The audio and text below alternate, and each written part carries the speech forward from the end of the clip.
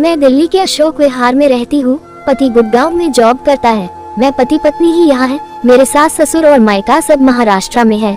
दिल्ली में अगर किसी से ज्यादा मित्रता है वो है सौरभ। सौरभ का अपना काम है। मेरे पति और सौरभ दोनों पास गांव के ही है। दोनों ने पढ़ाई साथ साथ की है। सौरभ लंबा चौड़ा बॉडी बिल्डर टाइप का लड़का है।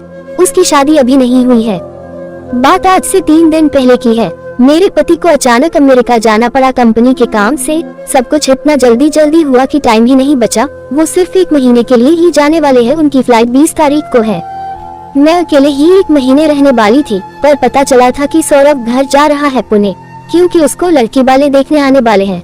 तो मेरे पति बोले कि सौरभ तुम तो जा ही रहे हैं, एक काम करो सुमन को भी ले जाओ। दिल्ली में 1 महीने तक क्या करेगी, घूम आएगी 1 महीने में। ये आइडिया मुझे मेरे घर वाले को ससुराल वाले को बहुत अच्छा लगा, पर एक दिक्कत थी। टिकट एक ही कंफर्म था, 2nd क्लास एसी का। मेरे लिए टिकट अवेलेबल नहीं था। अब एक समस्या थी कि जाएंगे कैसे। मेरे पति देव और सौरभ में बात हुई कि ट्रेन पे ही कोई बर्थ टीटी से बोल के दिलवा देना। मैंने एक वेटिंग टिकट ले ली और ट्रेन पे चढ़ गई। साइड का सीट था, हम दोनों बैठ गए। सौरभ मेरी बहुत ही ज्यादा खातिरदारी कर रहा था, करे भी क्यों ना, क्योंकि एक हॉट हसीना अगर सफर में मिल जाए तो इससे बढ़िया और क्या हो सकता है। हम लोग बैठकर बातचीत करने लगे। टीटी आया पर ले दे के बात बन गई, पर कोई अलग सीट देने से मना कर दिया। हमें भी लगा चलो बैठ के ही चले जाएंगे। पर्दा लगा के हम दोनों बात गए, पर कौन कितना देर तक पैर को मोड़कर बैठ सकता है। सीधा करना पड़ा। वहीं से कहानी शुरू हुई। दोनों हाथ को ऊपर करके मेरा संगमरमर सा बदन उसके सामने पड़ा था।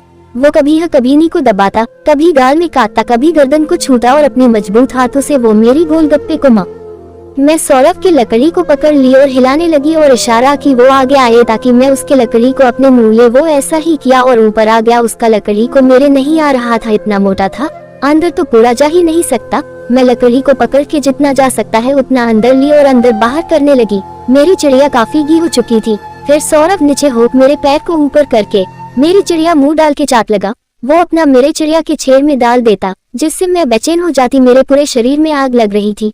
मेरा मन तड़प रहा था चिड़िया से करवाने को। मैंने कहा सौरभ जी अब सहा नहीं जा रहा था, प्लीज मेरे काम तमाम कर दो, और ये बात कभी भी भूल के किसी को कहना नहीं तो मेरी जिंदगी बर्बाद हो जाएगी। उसने कहा भाभी आप चिंता न करो, मैं किसी को कहूंगा भी नहीं और आज के बाद मैं आपको भी नहीं। मैं अपने दोस्त की जिंदगी को भी खराब नहीं करना चाहता, पर आज रात मुझे आप रोकना भी नहीं। मैं आपको बहुत दिन से जुगाड़ के लिए सोच रहा था। मैंने उसके बाहों के आगोश में आगे और उसके छड़ी पे बैठ गई। वो अंदर से निकाल के वो मेरे चिड़िया के ऊपर रखा। मैंने उसके बैठी थी और को अपने में ले राखी थी, और वो नीचे से ही मेरे चिड़िया में पूरा छड़ी घुसा दिया। मेरे शरीर में काट सी दौड़ गया और फिर मैं खुद ही ऊपर नीचे होने लगी। वो मेरी गोलगप्पे को दबा रहा था। मैं करीब 10 मिनट तक वैसे ही जुगाड़, फिर मैं नीचे हो गई और वो ऊपर हो गया। फिर वो जोर जोर से देने लगा। वो मुझे अपने मजबूत बाहों में पकड़ पर छड़ी मेरे चिड़िया में रहा था। इस तरह से वो मुझे करीब 30 मिनट तक जुगाड़ और फिर दोनों एक साथ हो गए।